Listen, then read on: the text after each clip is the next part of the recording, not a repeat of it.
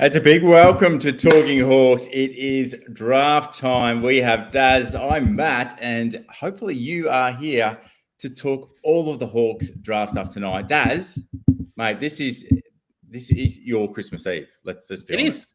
It is. Yeah, no, that's completely fair. I don't have little kids. I don't really have that many little cousins either. So yeah, this is Christmas for Big Dazzling, which I'm looking forward to immensely. So yeah, the new wave of Hawks to join, of course, a magnificent draft class of last year will be begun tomorrow night and then extended into Tuesday. So I'm looking forward to it. Mate, there is plenty of gifts coming our way. I hope and believe. So, fans, thank you for joining us. This is your time. This is about Q&A that you have, your thoughts, your opinions on the draft, what the Hawks need to do, what you're looking for. So, start dropping all of that in the chat tonight, and we're going to throw a whole lot at you. But Daz is the Talking Hawks draft guru, and look, we do have we've got some great fans with us already joining. Let's give it a little bit of time. I do love when Freddie's in the house. Absolutely. We've got many of the old faithful, or Tommy's he's hoping we get Ed Allen. Geez, let's just see. Yes, the B-Bear. We did talk about that, Fred, with Daz a few weeks ago now. So it's definitely the name should he come up. So thanks for joining us. And let's kick it all off. So Daz, why don't you give us a quick rundown? Draft positions. We've got things change. Last time you and I were talking about the draft, there was Bowes in the mix. We were talking about draft, but pick 6 and 7. Okay. All the hypotheticals are gone now. So we're sitting on a really nice little haul. We have pick 6. He's obviously the big one, 24, 41, 48, 50, 52, and a few others. Let's just get a feel from the fans. What do you think? Do you think there will be live trading? Because Daz and I have this back and forth. I would love to see it. It seems unlikely. Daz, thoughts on live pick trades? Is it going to happen? Well, from memory, and Hawks fans will be able to quickly Google this and correct me if I'm wrong, but I believe there's only been 3 first-round... Tommy, you're not wrong, mate. This is my time to shine, let me tell you. There's only been 3 first-round pick swaps in the history. Now, I think this will be the 4th year of doing it. So I remember Liam Stocker, Carlton traded to get Stocker in. Josh Sin went to Port. They did the trade with West Coast, and what they didn't know at the time, that being West Coast, is that second-round pick has helped them magnificently in this draft, given the moves that they've done. That's given them 3 top 30 picks, which has helped them in a big way. So it can come fruitfully. And there is one more. I just, for the life of me, cannot think what it is. So pick 6, I think we need to wrap our heads around having and what we can do with that, which we'll get onto. But it's what we do after that, which is going to be super interesting for mine. And Hawks fans will be able to tell us more than anything that Brisbane's pick 34 is probably the most likely on the table, given it is seeming more and more unlikely, for reasons that I don't really understand, that Alwyn Davey is not going to get a bid before Essendon's pick 22, which is just interesting. And I'm not happy about the fact that the Bombers are going to end up with either Mattaes Phillipou or Elijah Tsatas.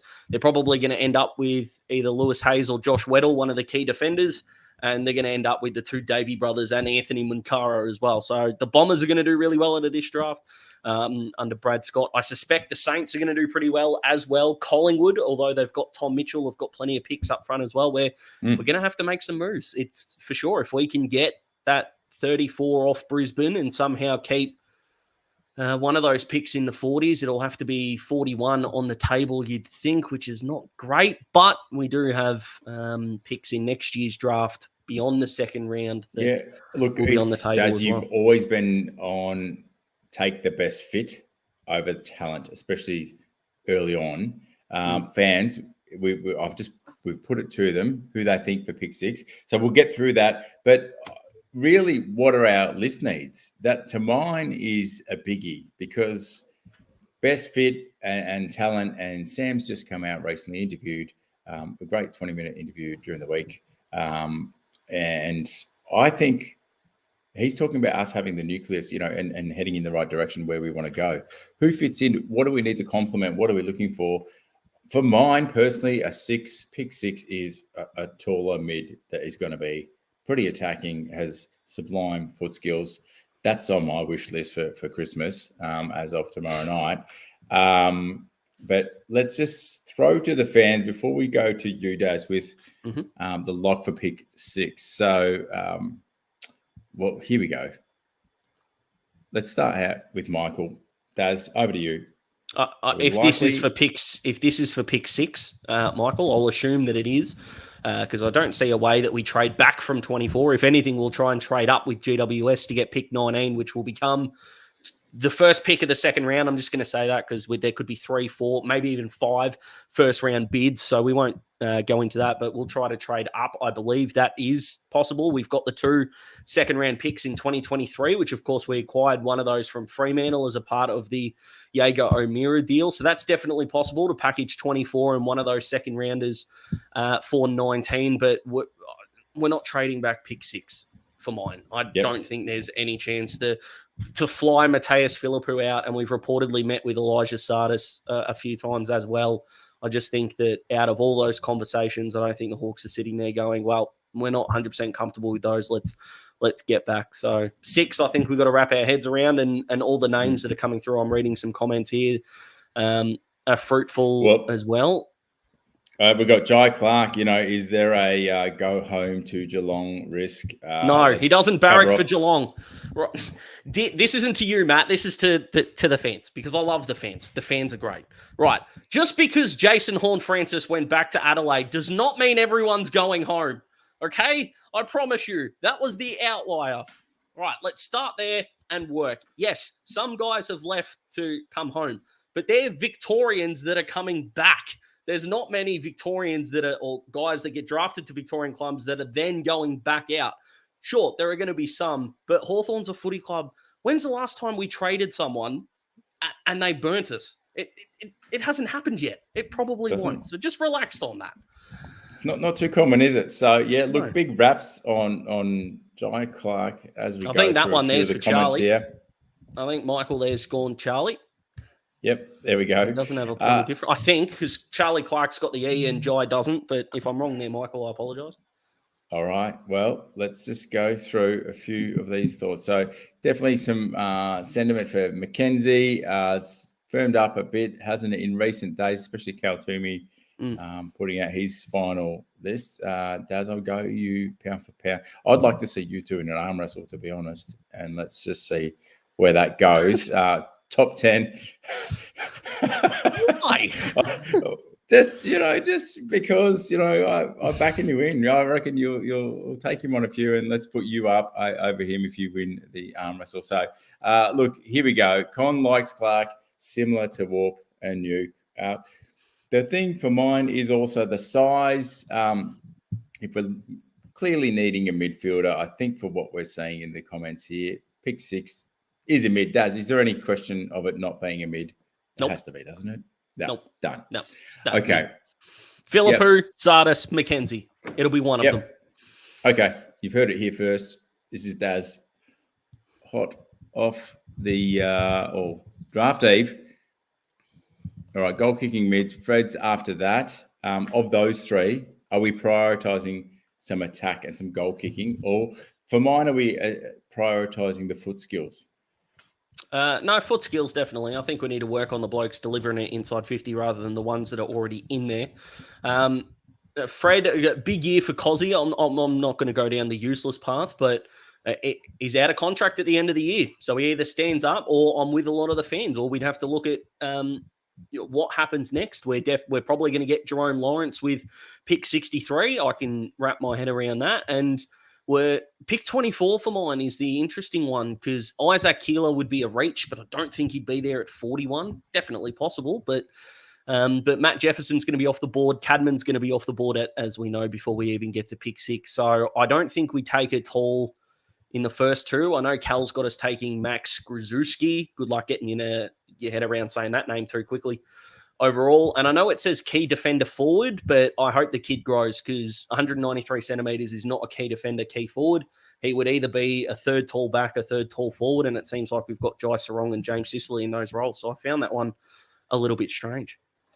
Okay. All right. Well, we are not keeping up with the comments here and the questions. So let's try and wrap our heads around pick 6. You've named 3. Daz, who are you thinking takes 1? Because we've got Sandshark here, hoping Essendon doesn't take Mattaes Phillipou. Yeah, I'm with him. You know my man crush. You know my man crush here, Matty. Come on. Yeah, and the fans know. I brought it to light quite early on, and I'm not going to sit here and state that I was the first or anything like that, but I'm sorry. I hate player comparisons. The kid's the same height, weight as the Bont. He's definitely more confident in his own ability than most. I love the fig jam element. I would love your opinion on this, Matt, because, and I don't say this with any disrespect, we are of a different generation. So how do you feel about the kid's self-confidence? Because I love it. But if someone wants to bet on themselves, I'm instantly on their side, and we'll see how it plays out. So what do you think? All right, yeah. So as a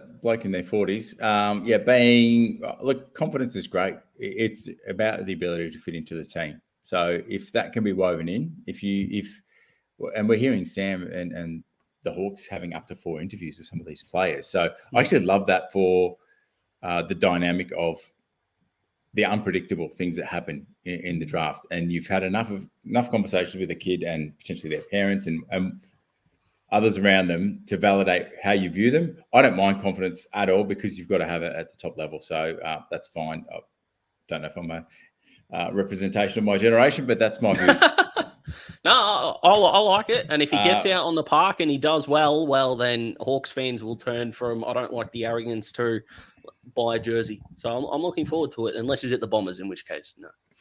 What have you got here on Tommy thinking North potentially throwing a spanner in the works of Phillipou? Nah, they've told Harry Sheasel and George Wardlaw that they'll be Kangaroo players. So the top 4 is locked in. If Ashcroft goes 1 or 2, depending on the bid, which, again, Hawks fans, I would love to know your opinion. But if I'm the Hawks and I've got pick 1 and there's a father-son like a Will Ashcroft, I'm bidding on him, and I'm just telling the kid who we would take next, hey, when we re-sign you, because a lot of these kids get re-signed in their first or second year anyway to an extension, we'll give you the extra 50K that is granted to the number. We'll give you that. What we want to do is make Brisbane pay up. That's just my take on it in the ruthlessness way. But Phillipou for big body, we miss a Smith type. Well, Phillipou would be in the guts for sure. But yeah, Ashcroft, Cadman, Sheasel, Wardlaw in. Well, it could be Wardlaw, Sheasel, but I think they'll take Sheasel at 3 to avoid. I hope they do it to avoid us waiting 3.5 hours for every pick. But yeah, those 4 are set, and then we get into the Bombers, and it sucks that we need Essendon to make a decision to bolster what we do, but it is what it is, I guess. Yep. Look, a little bit of tongue in cheek. Thank you, Fred. Worked well with Sam Mitchell, though, Fred.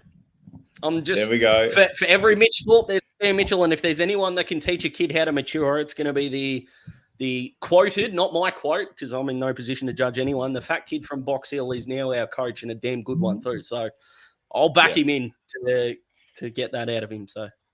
All right, throwing to the fans here. Liam says, we are desperate for outside midfielders, ideally with size. I agree. There are a couple who might be there. Nash is a good start with size and athleticism, but more of a combo mid than genuine outside. I think we're agreeing there, aren't we, Daz? 100%. Yeah. Seeing a bit of Elijah Hewitt talk here, and this is going to be my unpopular opinion, but I think Elijah Hewitt is there at our 3rd pick, or very close to it. I think West Coast take Ed Allen 2nd. I really do. They need his size. They need his run. Given that Shuey, Yo, Kelly are still there, Greg Clark is still there, that they honestly can take Ginby. I did get corrected during the week by saying Ginby, but it is Ginby. Jack Ginnivan has ruined the GIN for everyone, but Ruben Ginby is going to be their midfielder type who's explosive off half-back, and then they need Ed Allen as the utility. It's a shame that he can't get to the Hawks. Whoever made that decision in the 90s just royally screwing us 2 decades later. But, I think genuinely that Elijah Hewitt is going to be around the mark. And the only knock I've got on Elijah, and I don't like to talk about players' personalities, Matt, he didn't support a footy club going up. He doesn't have a team. Isn't that weird? Yeah. That's just strange. That would need to be asked in the interview. Why don't you barrack for anyone? Because it came out, the AFL did a piece, and it was like Cam Mackenzie, Hawthorn supporter, George Wardlaw, Essendon. It sounds creepy that I can remember this off the top of my head, but yada, yada, yada, yada. And then it's got Elijah Hewitt, NA. That's just not okay. No, it's not. It's not. You'll barrack for the Hawks soon, son, if you're in a brown and gold jumper, let me tell you. Maybe sitting there waiting for Tassie to get in, but who knows? Okay, go. Maturity and home factor. Is going home, you address that. Maturity. How much are we looking for maturity and, let's say, leadership, Daz, in the players we've interviewed? I think leadership. I mean, are we prioritizing for it? Let me ask it in a different way. Okay. In our first 2 picks, are we going to prioritize, or how much of a factor will maturity and leadership have in our first 2 picks? No, I don't think it's going to be. It's not going to be 1 and 2 on the priority. It's definitely going to be skill and character. That they're definitely going to be the 2, and they need to be.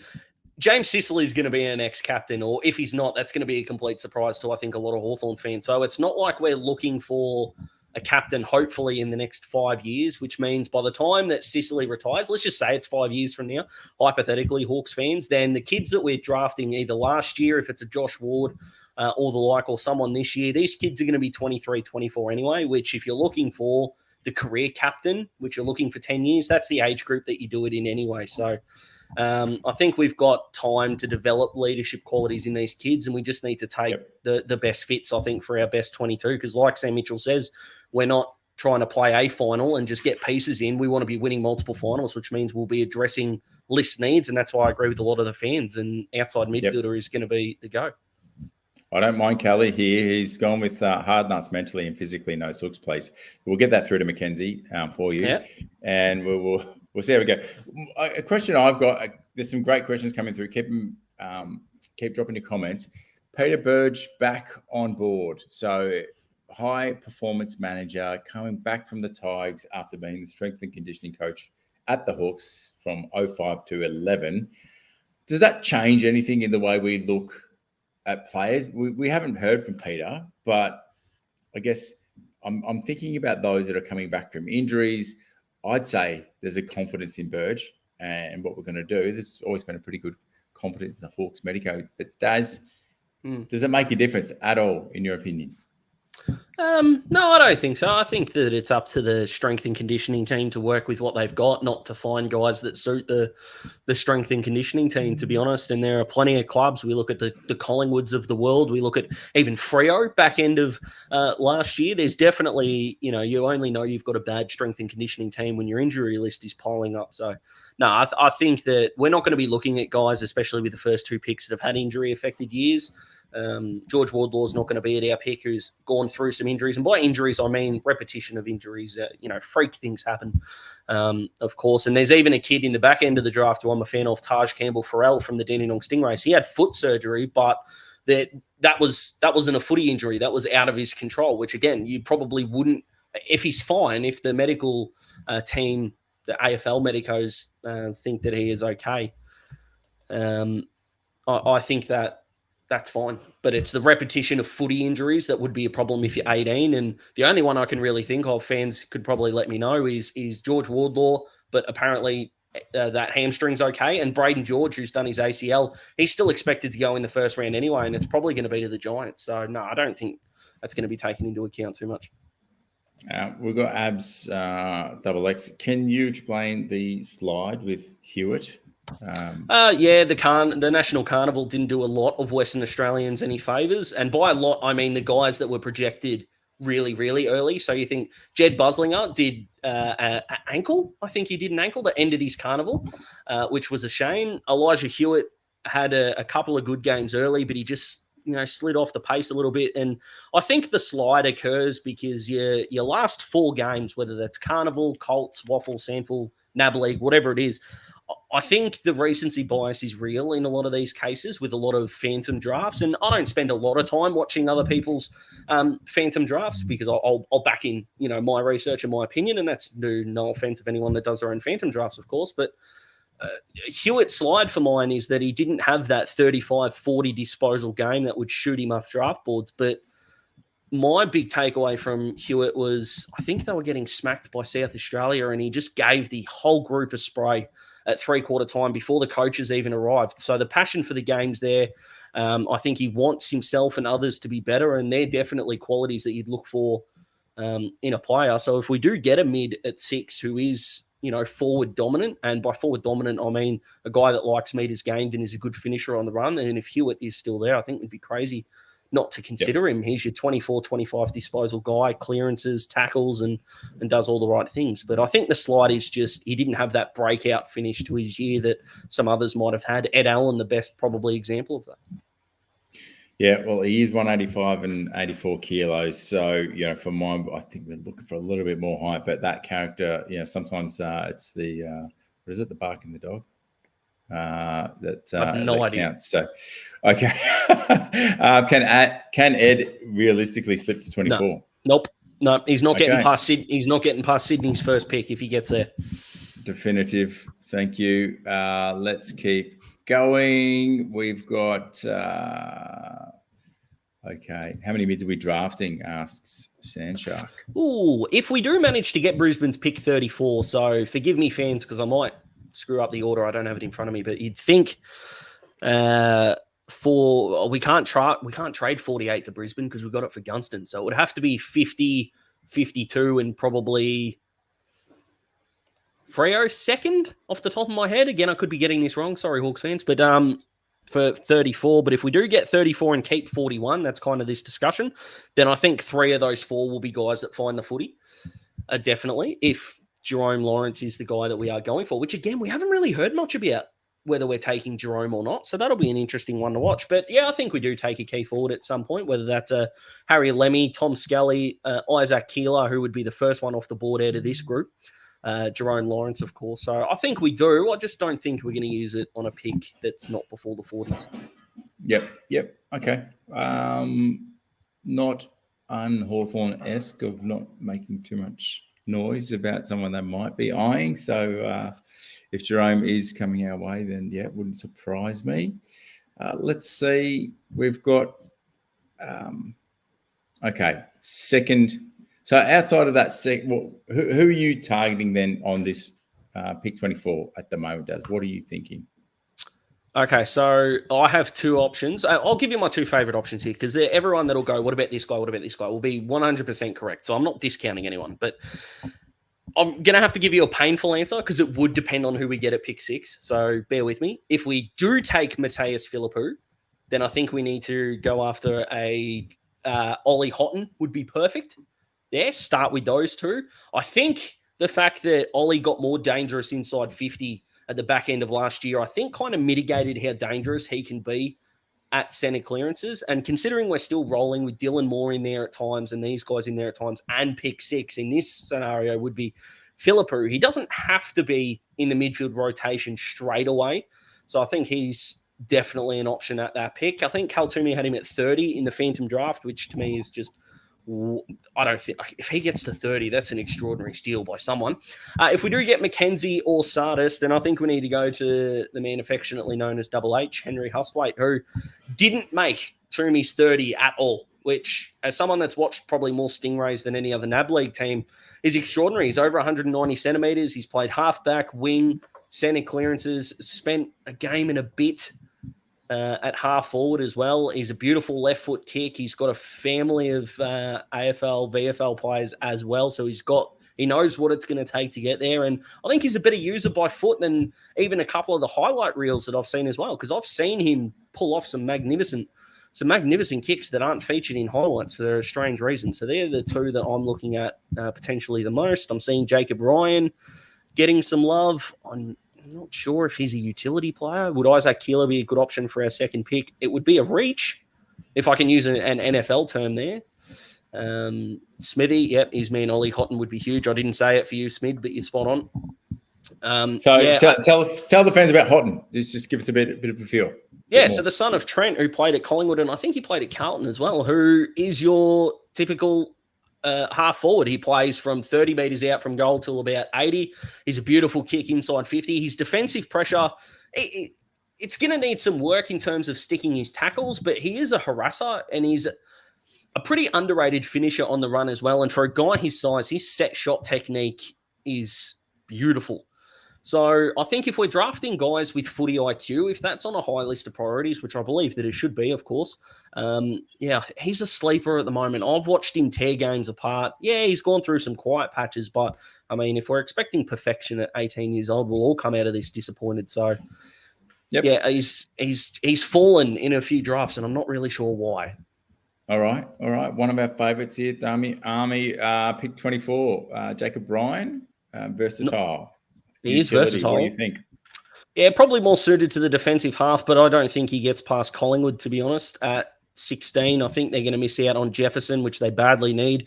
And I wouldn't be surprised if they miss out on Harry Barnett, because they need a ruckman now that Grundy's gone. So if they miss out on both of those, I think they take Jacob Bryan. Yep. Brilliant. Smitty getting his 2 bobs in on Hawthorn. So, all right. Hold on. Here we go from Tom. Not making it. Constanti, no, we're not getting there. Where's he going and why? Giants. When? Okay. Yeah. Here's the question. What is GWS's forward line next year? Jesse Hogan, Toby Green, Jake Riccardi. Is Daniel Lloyd still there? I think Brent Daniels is still around. They need forward half players more than we do, the Giants. So we'll see how we go. Great that we got Fergus Green. Couldn't agree more. Phillipou, when playing the state championship, didn't play well against Vic Metro, Vic Country, WA. Okay. What do you make of that one? Yeah, I mean, I don't have the numbers in front of me, but I'll take the word. But his numbers at Sandford Reserves level, which I still think are worthy of taking note of, were extraordinary as well. And considering that he's only 5 days off being ineligible for the draft, I think the youth factor is a huge thing as well. We love the term upside, especially in American sport, but it definitely works for the AFL Draft too. He genuinely could be anything, and he doesn't need to be it from day one, I don't think. What I worry about him is the confidence that he's got. I think he's going to have a bit of a target on his back on social media. So as long as whoever drafts him can teach him that maybe social media isn't going to be his friend in his first year, I think he'll get through okay. Okay. Josh Bennett, I don't know too much about him. Chad, I haven't seen a whole lot of Josh, to be honest with you. Whoever's got the Chad Wingard fan page there, I doubt it's the real Chad. No. But, not quite. All right. Well, for mine, I was really interested just with looking at those taller ones. You know, Cam Mackenzie, 187, 80 kilos. And going back to this top pick, Phillipou, 191 centimetres, 83 kilos. A mid forward. So of those, Tsatas is 187 too, I think. Outside player as well. He's not small.